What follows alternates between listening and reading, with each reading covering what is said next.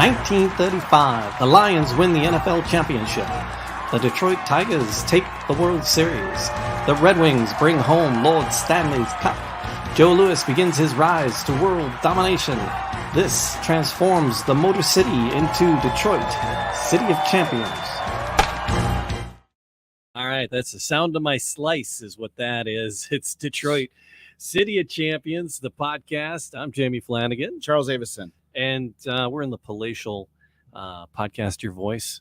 It's a great studio. Yeah, the studios you here. You said that somewhat sarcastically. Berkeley, Southfield. But I don't think it's sarcastic. I love this studio. It's great. I do too. I do too. Okay, good. I thought I hinted some sarcasm in your voice. More and more shows starting all the time. People is it good? Wanting to podcast their voices. Great. That's fantastic. Podcastyourvoice.com, cityofchampions.com, and then there's a link tree, and you go to all the places like Spotify and Google Podcasts, and wherever you're listening, like, subscribe, leave a comment, and then most importantly, appreciate it. Tell a couple friends. Yeah, exactly. Share it with somebody, and then because they're great stories. I tell you, I'm like becoming the advocate every time. I was like down in Florida helping my mom get situated into assisted living, and she's 90, and so we're again, and every time I'm talking to somebody, a different handyman comes over, or there's just whatever people buying. We're selling furniture and stuff. People coming over to buy furniture. I'm like handing them the City of Champions cards. It's like, hey, yeah, you got the flyers for the show, though, right? Yeah. Because I hand them out all day too. I'm at the mall, so I hand them out all the time.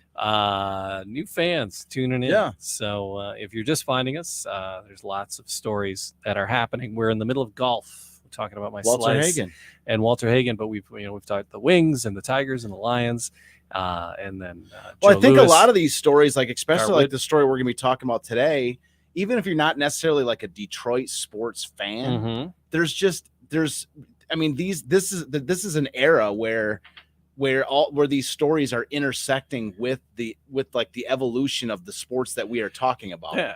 So I mean, we're with all these different sports. We started at the beginning with like hockey and in boxing and in football. I mean, we didn't really go to the beginnings of baseball, which I have a feeling we'll get to when we come sort of full circle around. Yes. That's a whole nother world. But if we were talking about the origins of baseball, we'd still be talking about baseball. Right. Yeah. That's what I'm saying though, is it's kind of interesting. I think it's kind of interesting. That's why it's even if you're not necessarily a Detroit sports fan, right? This isn't, I just think that we intersect with the story of these sports, like Detroit sports of this era intersects with all of these, with the evolution of these sports themselves. I'm not a sports guy at all in any way, shape, or form, but I love Detroit and I love history, and then just these stories and the way that you tell them and the information that you found just excites me. Well, I appreciate that, and the thing I think for me, a lot of this history, I've said before, like one of my fascinations about history is the idea that you can take something from the past and there's the well-worn saying, which is like, if you don't understand history, you're doomed to repeat it. Yeah. But I've said before, one of my the more optimistic flip side of that saying, which is, if you understand what people in the past did, the successes they had, then you can stand on their shoulders and build upon those successes. Hopefully and reach for something bigger. Because we could use a little history repeating with this kind of history. Well, sure. Because we haven't had a ton of positivity since. Well, that's what I'm trying to say. Well, I mean, exactly. That's where that's where the optimistic history, that's where that optimistic perspective comes in. And so, of course, the first step is to understand it. And that's what, I haven't really talked about this idea, but one of my favorite things about trying to, reading about history and studying history is there's always motivations why things turned out the way they did. It's not a lot of times that things just evolve because they just did. Right. Like there's always sort of a reason why, and even the most mundane, like mundane things that you never even would think about exploring. Mm-hmm. There's a reason why they are the way that they are. There was like a person that was trying to cheat at something or whatever, and then so they had to put a rule down. There's always something that led to it, and the more of those sort of pieces you can put together to form the story of of how things became the way they are, that's when you can build that foundation upon which to stand, upon which to reach up. And so that's why we're talking, we're talking about Walter Hagen, and that what I just said there can apply to really all the sports. But in today's episode, I really think that this is a just a huge example of what I just said about, and it's a unique historical perspective on what's happening. Okay. Yes. Well, today, this is something I was actually looking around on the internet because we're talking about how World War I impacted professional golf. And literally Walter Hagen is the only one that talks about this. I mean, I'm not going to try to say that there's no, maybe there's somewhere on somebody in some other book that wrote just a general history of pro golf. Sure. Again, we're not saying that this is the definitive guide to golf history by any means, but when you do a search for World War I impact on professional golf, I just didn't see anything. Right. There's, there's just not, if that's a subject you're interested in, or even looking for any information, as far as I can see, just from my, sort of cursory search today, when I was kind of putting all this together, you're not going to see anything about the topic we're talking about, and because this was what Walter Hagen is talking about in his book, and the intersection of World War I is I wrote about it in my book, of course, I covered in this, but on on a second look, using this show to be able to, hyper focus on one particular component of a story allows you to kind of marvel at about just how significant that little element is. And again, so that's what we're talking about today is this intersection, how World War I was just monumentally, it wasn't necessarily just the war itself, but the events of World War I and what these golfers in America were doing at the time, and how it kind of just indirectly, they weren't even trying to do what ended up happening, but what ended up happening was profound, was incredibly, I mean, you could almost say it's one of the most important things to happen to golf. And it happened just during World War I as a result of these guys doing what they were doing. So, right. So World War I starts raging in 1914. And things are still kind of cool here in America. As Walter Hagen is finishing up his, he's won the 1914 U.S. Open. So the World War I in Europe is just about to begin. And World War I is one of my favorite subjects. Oh, I've been studying World War I since I'm old enough to remember. Yeah. It's one of my favorite. I just found this phenomenal BBC. I watch everything I can find on World War I. I've read every book I can find. Yeah. I have I've been to the there's a museum, there's an Imperial War Museum in London, which I've been to specifically because of their World War I exhibit. Wow. Okay. World War I is probably one of my top 5 subjects that I'm not only interested in, but just, well versed as far as information in that. So tangent time. The movie Kingsman. Yeah. So the third one goes back to their what I heard, origins. Yeah. And so you haven't seen it? I have not seen it yet. Okay. No. I was curious what your impression was. I have not seen that that specific movie, but I haven't seen any of them. Okay. And so that's one of the things I've been waiting to. Those are fun. The first one's great. The second one's all right. Yeah. And the third one, I was like, there's a point in the movie you're like, holy crap, how do they recover from this? Yeah. It was halfway through the movie, I'm like, you didn't just do that. Did not just happen. Yeah. How do you finish this movie? And it's they did. So no, it's on my bucket list of stuff of movies to watch, just because that even if it's just a random scene, in Wonder Woman, there was a scene of her in the trenches. Yeah. That was one of the only reasons I even watched Wonder Woman, was because I wanted to see what led up to that moment in the trenches. That's how much World War I history is some of my favorite. It's and just as I say, just real quick, there's on YouTube, there is a show. And it's a BBC show from 1964 about World War I. It's a series, and there's a black and white, and they actually colorized it. Oh wow!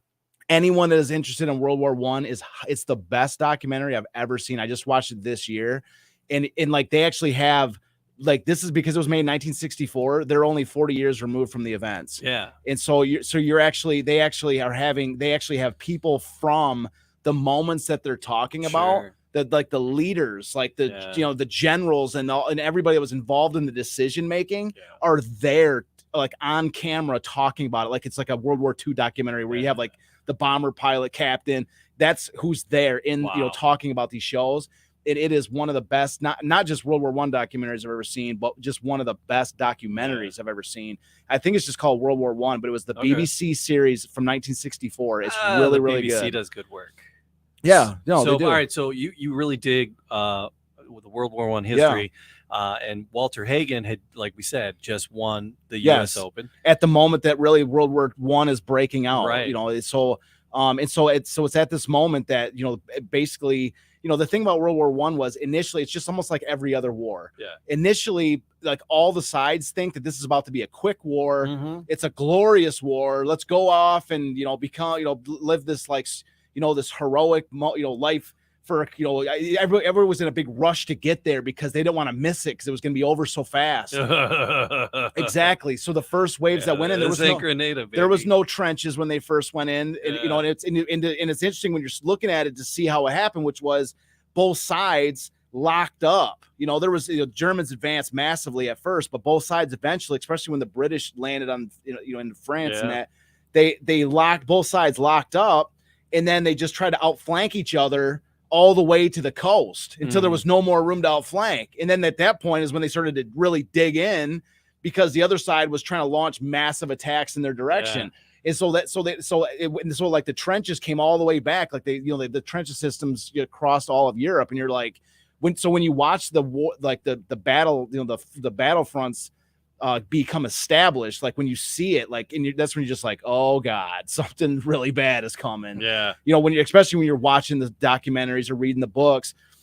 And so anyway, in 1914, these people are thinking, well, this is just a, you know, European conflict, but, you know, it's going to be over quick. Yeah. It's no big deal. So, but, you know, they don't see that coming. So Walter Hagen, like in the U.S. doesn't get involved till 1917 either. And in any case, so in 1940, so just to kind of take you through what, you know, Walter's experience in 1914, he wins the U.S. Open. He becomes famous for winning the U.S. Open. This is his first like glimpse in fame. He quits baseball, as we were talking about. Yeah, baseball is in his rearview mirror. And then in the winter of 1914, 1915, Hagen, there's one of the guys from the tour, this guy named Jim Barnes, who's like he's been like a pro golfer for like 9 years. He makes friends with this guy.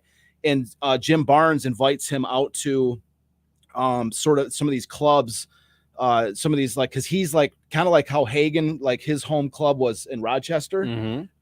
So like he was like the club pro of Rochester.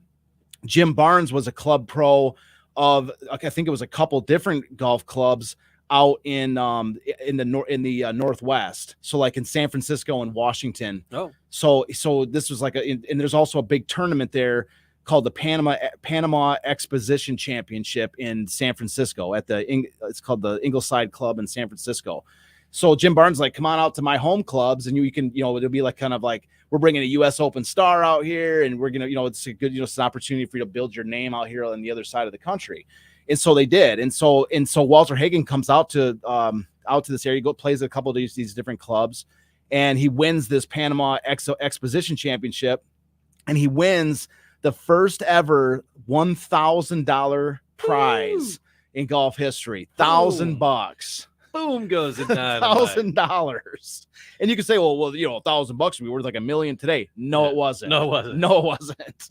$1,000, you know, it's worth more than it is today, but it wasn't. The interesting thing is that it shows you like golf was not financially anywhere near as lucrative as it was, you know, as it is today. And that's what we're going to see is this about 30,000, about 30 grand he wins. And so he's even talking about it here. He's like, I had $1,000. It was, you know, good, you know, it was good money to live off of for like a month or two, you know, I mean, that's what he survived on. So he was like, I had $1,000 that I had won, and it allowed us to kind of live, you know, like, you know, pretty decent lifestyle for the minute. Yeah. Because they just won this tournament. But he's got this kind of great story. And I was telling you a story after one of the shows recently, and you're like, why didn't you put that on the show? Because we didn't talk about it. You're like, that's a great little story. And I'm like, well, it didn't really have anything to do with the main narrative. And I was like, so I'm going to start, we're going to throw some of these in there because it's like some color, you know? Yeah. So this doesn't have anything to do really with, you know, the story we're trying to tell today, but it's some color, and it kind of shows you the kind of life that Walter Hagen's living as we progress through his story. All right, he's got that 30 grand in his pocket. 30 grand in his pocket. Ready to blow it. Yeah, so he likes the ladies. Yeah, so he does. Hagen loves the ladies, yeah. So he's talking about how they got this 1,000 and stuff. So but anyways, so they're in San Francisco. So he says, I was getting a big kick out of all the traveling golf afforded me.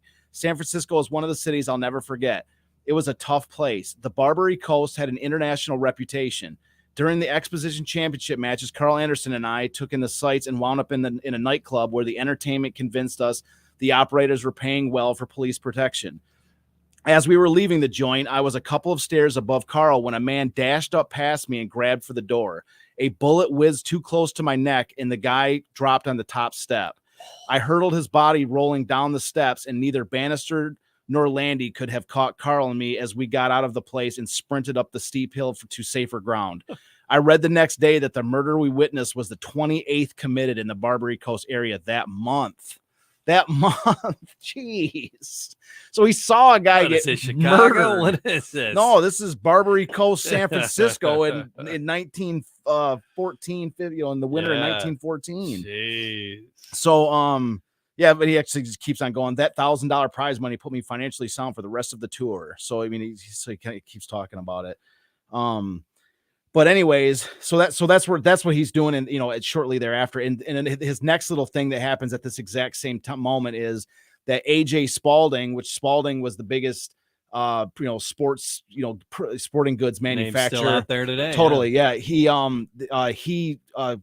Hagen signed a contract to exclusively use Spalding golf balls. Oh, nice. From like then on, at least for a while. So that was his. So now he's like officially a big name because. But it was all Puma tennis shoes for him though. It was all, yeah. No, he was a Puma guy. No, did you see that somewhere? No, I missed that. No, okay, good because I missed that note. Yeah. Oh. But they so now Hagen's like officially a big name because now it's like Walter Hagen uses Spalding golf balls. Jeez. Like that's appearing in all the catalogs. Yeah. So Hagen's now is a big name. So. And so the next sort of couple little components just to kind of move the narrative along. 1915 U.S. Open. A guy named Jerry Travers is an amateur. He wins the U.S. Open in 1915. Oh, good for him. Hagen has finishes 10th.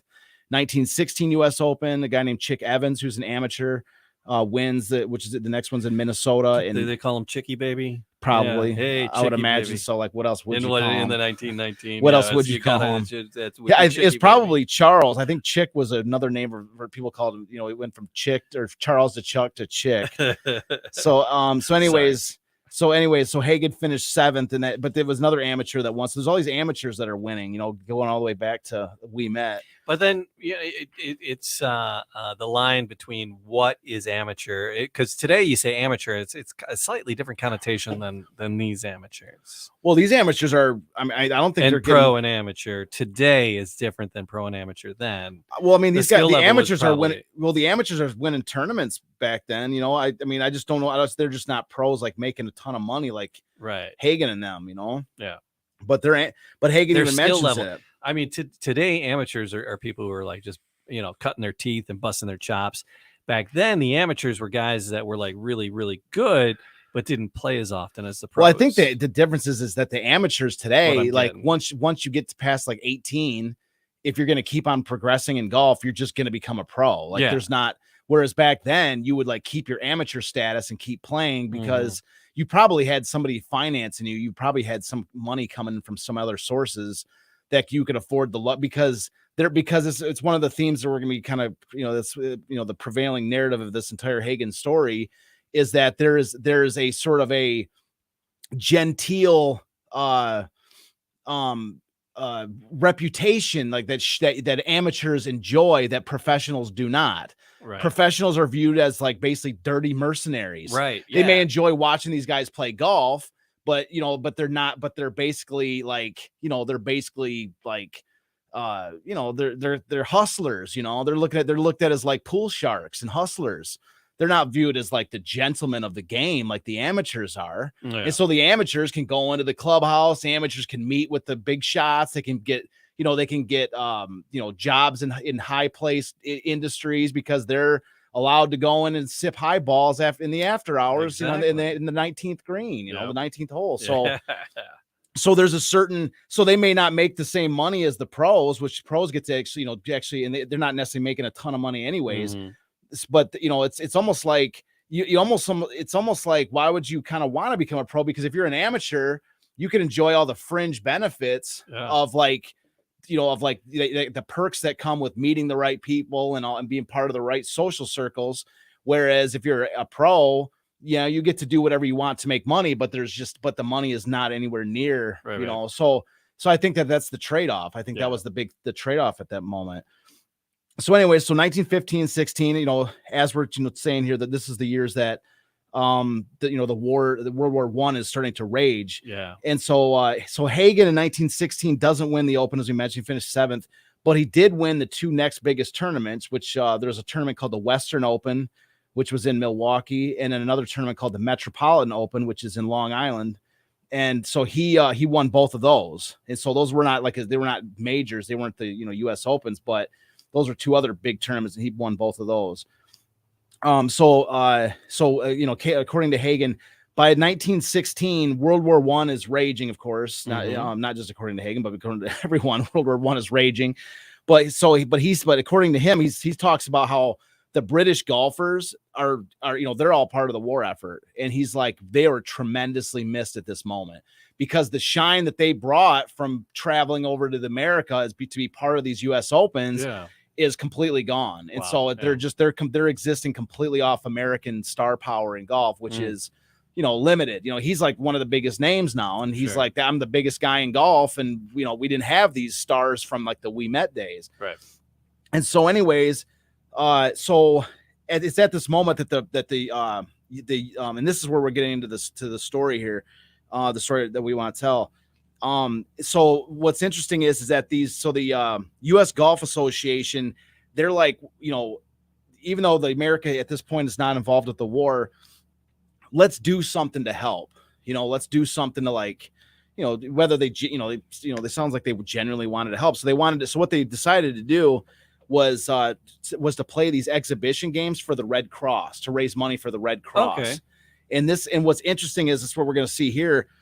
These exhibitions that they're about to do for the Red Cross are about to change golf forever. Okay. And that's what's so interesting is it's like, Hagen doesn't go into the motivation of it. It sounds like they genuinely wanted to help and raise money for the Red Cross. Sure. Yeah. I mean, it's people were chipping in and yeah.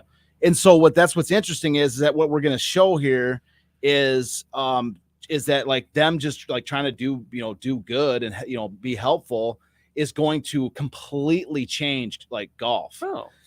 And this is like one of the things that, like, even this, back to the beginning, we were saying, even if you're not necessarily interested in Detroit sports, like if you're just interested in golf history, like where else are you going to hear this story? And this is right from Walter Hagen's mouth. All right. And he was part of it. So anyway, so here he's and this again is from Walter Hagen's book, but by the Haig himself. So World War I had ended golf for British players, and we were beginning to feel the effects over here. H.B. Martin suggested a plan for our golfers to raise money for the Red Cross, and the idea was sponsored by the Professional Golfers Association. Exhibitions were arranged for various clubs in the East, and individual golfers with strong drawing power were scheduled to play. Members of the clubs bid at auction for the privilege of caddying for their favorite pro, and the balls were also auctioned off at the end of each match. Admission was charged for the matches, and all money derived given to the Red Cross. Those war years brought in more money through golf than we'd ever dreamed could be made. This was, in fact, the beginning of admission charges to golf championships, both amateur and professional. While all this money went to war relief agencies, it did prove that hundreds of golf spectators would pay just to follow their favorite golfers around the course. Spectators grew to like the idea of paying admission, of having the matches staged and the crowds controlled. Thus, the championships could be planned for better viewing for the gallery and for better and more comfortable play by the competing golfers. Charging admissions for the big matches gave the clubs the cash to keep the greens and fairways in good playing condition, helped build more and higher prizes for the golfers, and kept the association going strong with deposits in the treasury. The USGA made the plans and the suggestions, while the member clubs organize their rosters into crews to man the ropes, teach the galleries tournament etiquette, and collect the gate receipts. This is the key sort of like emphasis, like paragraph here. Mm-hmm. Before the war, prizes were made up from the contributions of the club members into a kitty to pay the pros and finance the meet. So all the money for the tournaments, the $1,000 he made at the exposition, were because these were just passing the hat around the golf members. Yeah. But now when they're charging admission for fans to come watch, right, they got a way bigger, because they can pass the hat if they want still. But now they open it up for selling tickets for fans to come in and watch the games. And now they got a bucket they get to pass around, let alone a hat.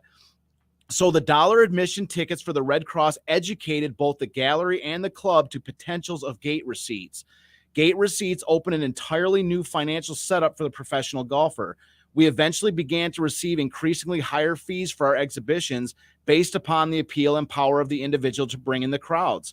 Why did I play for the galleries? Why did I dramatize my game? Because I was one of the first to realize that golf could pay big for the gallery if the gallery came to see me, win or lose. For as I said earlier, all tickets were the same price regardless of where the fans' sympathies lay.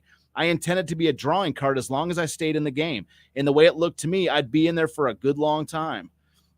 So he was, if you remember, we were talking about the previous show, how there was people would accuse him of playing up for the crowds. Sure. Yeah. And so he's like, why did I dramatize my game?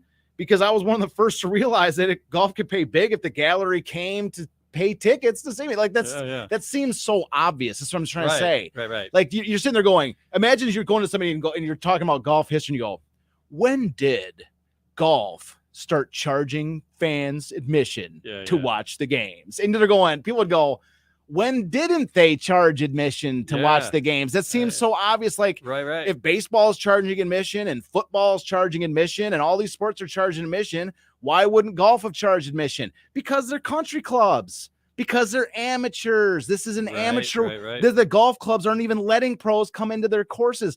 They're not going to sell tickets to the I wasn't going to use that. I was going to try to find a nicer word, but riff-raff will work. Common man. Yeah, to the hoi polloi. I got that off the Three Stooges. Like they're not going to, so the golf clubs, they're not professional clubs.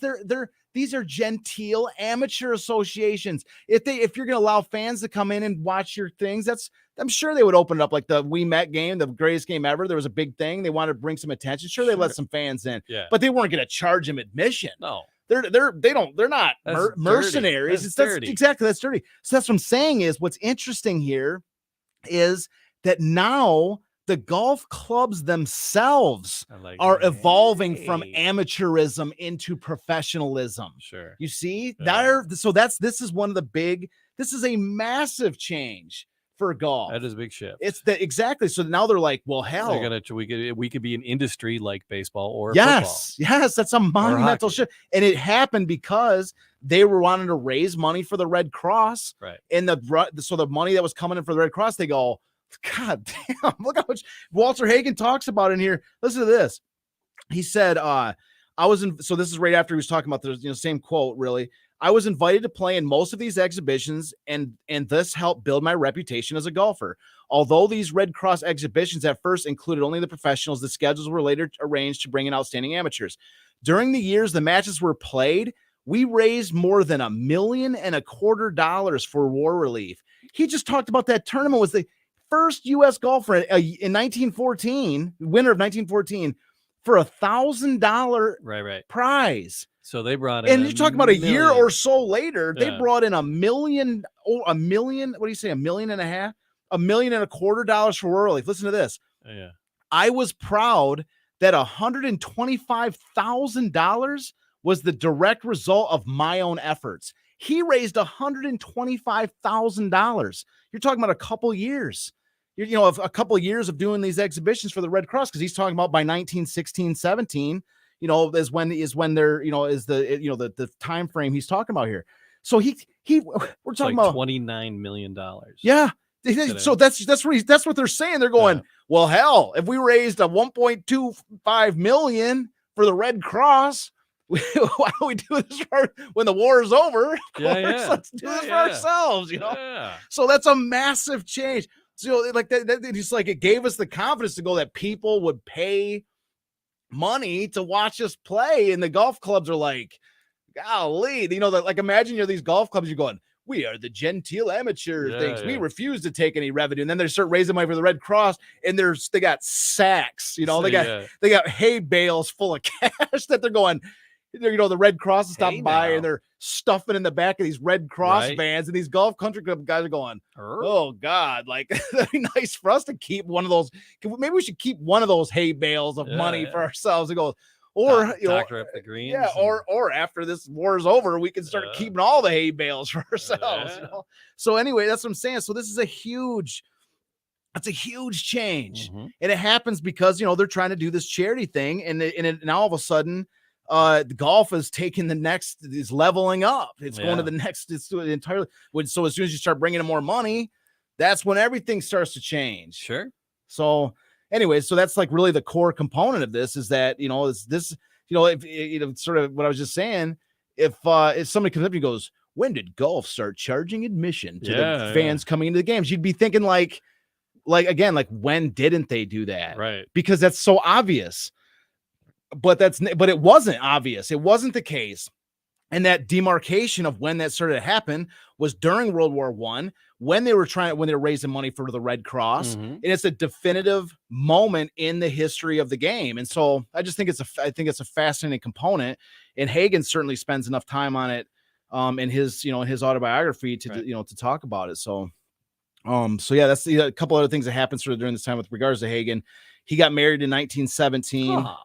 And then divorced in 1921. But in between, in 1918, he had a son, Walter Jr., with a lady named Margaret Johnson. Crap. And so in 1917, of course, the U.S. entered World War I. Hagen tried to enlist in the Air Force, but what they denied him because he was raising so much money for the Red Cross. They were like, you're doing your part. You're doing your part. Yeah. You're doing so well with the Red Cross. I mean, he's like the number one golfer. Right. And they're like, you're raising so much money that like, it'd be a waste. How about you go golf? Yeah. You just go golf. How about you go? We'll take it from here. Sell some bonds and raise some money. Exactly. So, So because he even said, he was like, I wanted to, enlist, but, he raised $125,000 by himself. Wow. They're like, but it's saying when you compare that measly $1,000, that was the first golfer ever to make $1,000. They're like, I made $1,000, and then just a few years later, rolling in a million, crushing, say bales of cash. Whew. So, anyways, so this is that's where we're at. This is, it's pretty much all I got for today. So there's a new golf league. There's a new golf. So you got the PGA and but there's a new one out of like in the Middle East, right? Oh yeah, Live Golf. Yeah, that Live Golf. Yeah. And then people are like, oh yeah, well, if you're gonna play Live Golf, go play the Live Golf. Yeah. Don't be on the PGA. Yeah, come on. But so today somebody there's a guy who's like one of the guys that's doing both and playing Live Golf, and he was playing and one of the PGA players, like the guy's like on the green, like down lining up his putt, walks right across his line. Really? I mean, you don't even do that. You don't even do that in putt. Yeah, are you kidding me? Right on TV, right where oh my God, trampled right through. Yeah, it was great. Oh my God. Oh man. Well, the guy like lining up his putt was just like, did that just happen? Oh my God. So he did it on purpose. Oh my God. Come on, dude. That's so basic. Oh dude. my God. It was great. I thought it was fantastic. Well, no, you don't like the Live Golf? Why? What's wrong with the Live Golf? Pick one. No, but why is that? I mean, it's to me, it's capitalism. It's competition. And from what I understand, like, I mean, you got the PGA Tour.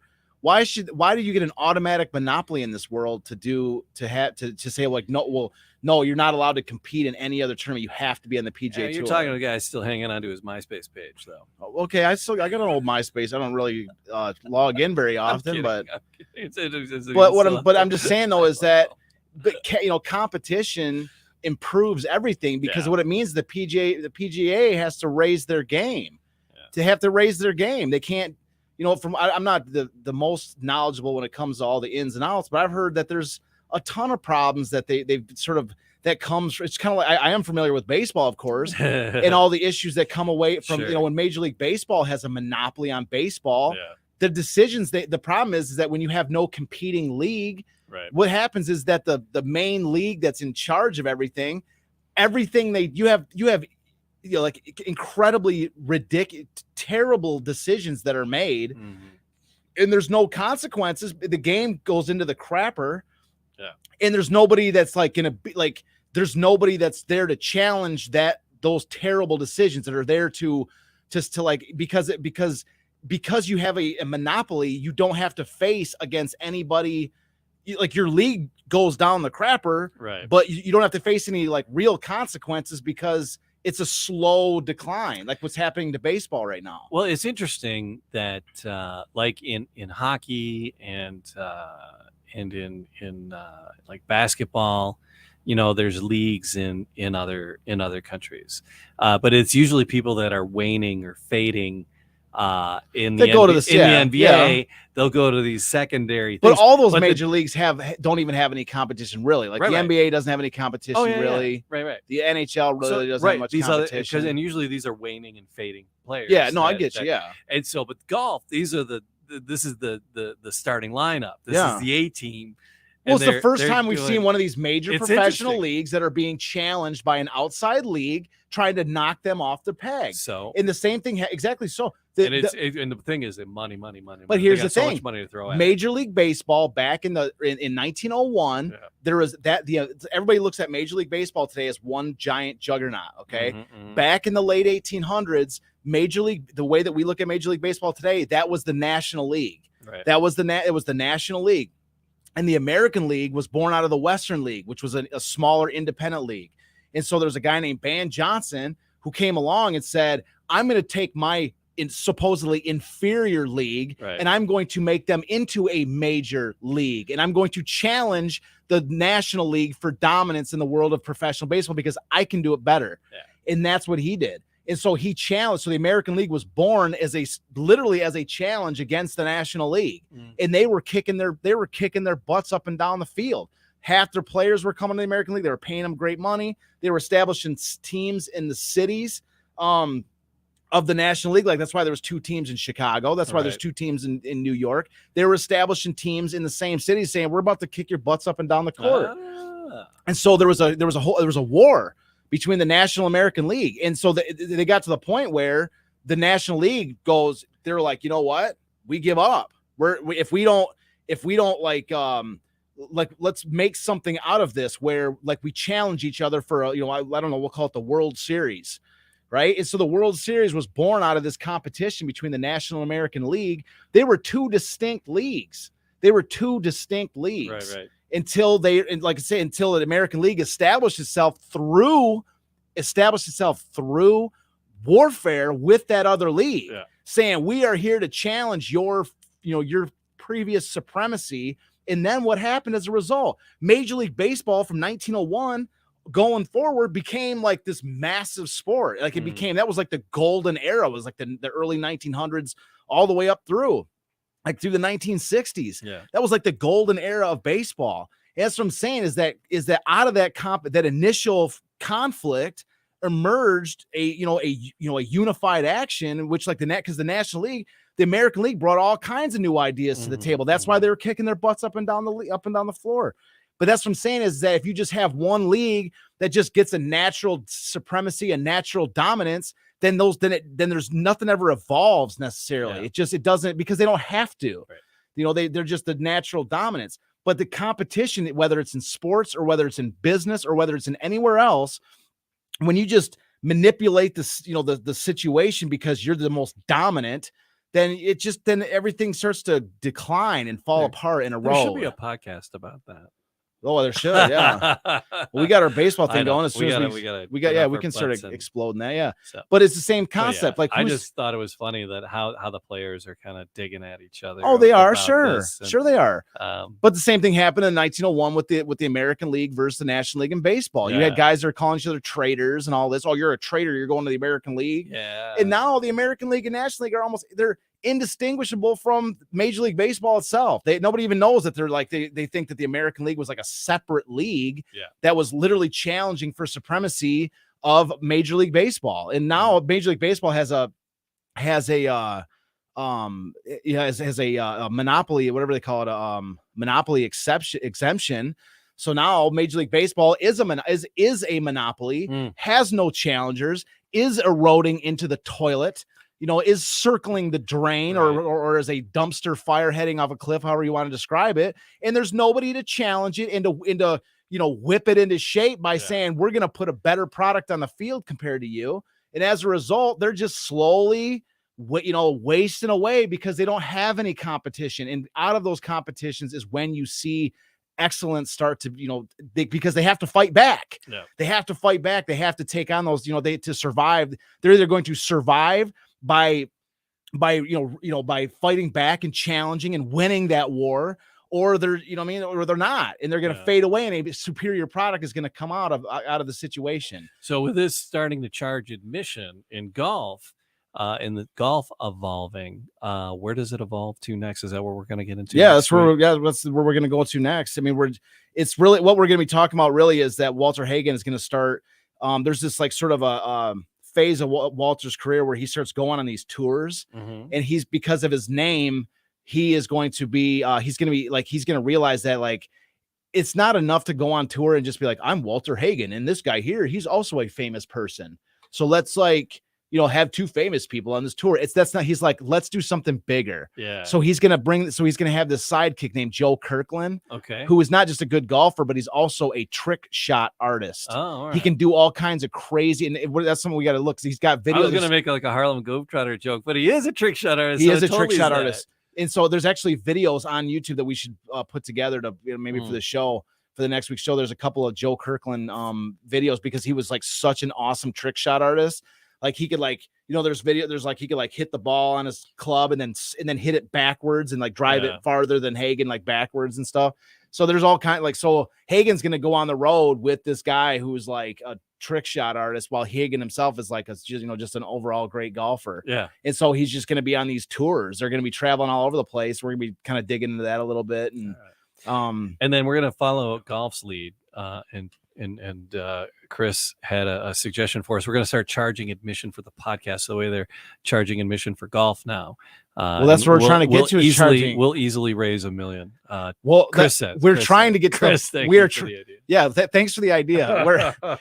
Once we get past the double and triple digit viewership, once we get to the point where our show is must watch TV, then we're going to be charging. Of course. And the way we'll do that is when you subscribe. So everybody, thanks for hanging out. Thanks for listening.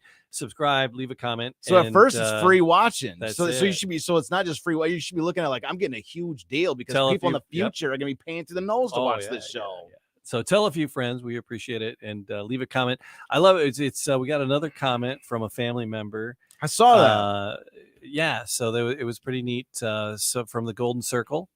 From the recordings that we were listening in on. And so it was the daughter, I think it was the daughter of somebody, and she was like, it was so great to hear the voice. And they're like, thanks for sharing that. And I'm like, it just, it's fun when people find it and then family members find it. I want to do an episode where we try to coordinate everybody on one night, but we should reach out to all these people and record just a little bit, and then put them together into an episode. I want to do that. All the people that have commented, kind of. I've got a bunch of just on my Facebook like friends list. I've got people on my Facebook friends list that are families from the teams. We should touch base with them. And I've got people that I wish I would have gotten a hold of.